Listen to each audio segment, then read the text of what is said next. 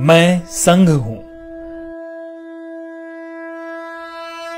आज मैंने 96 वर्ष का सफर तय कर लिया है और 97वें वर्ष में प्रवेश कर रहा हूं। वर्ष 2025 को मैं 100 वर्ष का हो जाऊंगा। वर्ष 1925 में विजयादशमी के दिन नागपुर में डॉक्टर केशव राव बलिराम हेडगेवार जी ने मुझे संघ रूपी जिस बीज के रूप में रोपा था, तब किसी ने भी नहीं सोचा होगा कि मैं एक वट वृक्ष बन जाऊंगा। आज इस वट वृक्ष की कई शाखाएं राष्ट्र निर्माण कार्य में लगी हुई हैं। संघ के प्रथम सरसंघचालक हेडगेवार जी ने अपने घर पर 17 लोगों के साथ गोष्ठी में मेरे गठन की योजना बनाई थी। इस बैठक में हेडगेवार जी के साथ विश्वनाथ केलकर, भावजी कावरे, अण्णा साहने, बालाजी हुद्दार, बापूराव भेदी आदि लोग मौजूद थे। मेरा क्या नाम होगा, क्या कार्य होंगे, सब कुछ समय के साथ धीरे धीरे तय होता गया। उस वक्त हिंदुओं को सिर्फ संगठित करने का विचार था। यहां तक कि संघ का नामकरण राष्ट्रीय स्वयंसेवक संघ भी 17 अप्रैल 1926 को तय हुआ।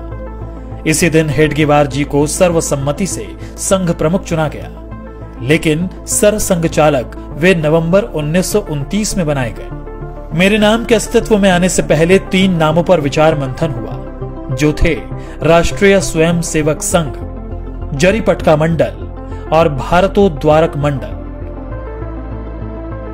जिसके लिए बाकायदा वोटिंग भी हुई। नाम विचार के लिए बैठक में मौजूद 26 सदस्यों में से 20 सदस्यों ने राष्ट्रीय स्वयंसेवक संघ को अपना मत दिया, जिसके बाद मैं यानी आरएसएस अस्तित्व में आया। पिछले कई दशकों से लगातार देश के कोने कोने में संघ की शाखाएं लग रही हैं। हेडगेवार जी ने व्यायामशालाएं और अखाड़ों के माध्यम से संघ कार्य को आगे बढ़ाया था। स्वस्थ और अनुशासित स्वयंसेवक होना उनकी कल्पना में था।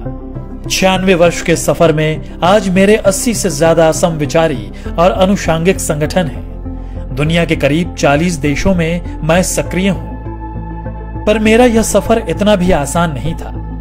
कई ऐसे मौके आए जब मुझ पर आरोप प्रत्यारोप भी लगे और यहां तक प्रतिबंध भी लगा दिया गया। इस दौरान स्वयं सेवकों के साथ दुर्व्यवहार भी हुआ, लेकिन हम स्पष्ट थे क्योंकि हमारा लक्ष्य स्पष्ट था। हम सम और विषम परिस्थितियों में एक समान बढ़ते रहे क्योंकि लक्ष्य बड़ा था।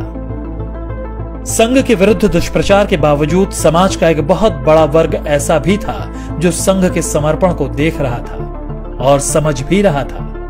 यही कारण था कि जिस परिवार को संघ के स्वयंसेवकों की मदद किसी न किसी रूप में मिली, वह सदैव के लिए संघ का हो गया। मैं तो अपने कार्यपथ पर अपने स्थापना के साथ ही निरंतर चलता रहा। आजादी मिली, लेकिन विभाजन की विभीषिका के रूप में दर्द भी मिला। रास्ते कठिन थे, मगर मैं रुका नहीं। अपने राष्ट्र और सनातन सुरक्षा के लिए मैंने तब भी 3000 कैंप्स लगाए और अपने बंधु भगिनियों के साथ चला।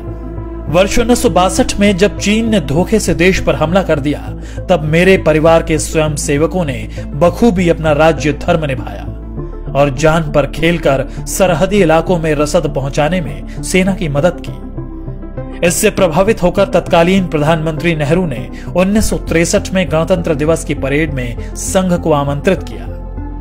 स्वयंसेवकों ने उस गणतंत्र दिवस की परेड में पूर्ण गणवेश के साथ भाग लिया और अपनी सादगी सात्विकता से सबको अवगत कराया था।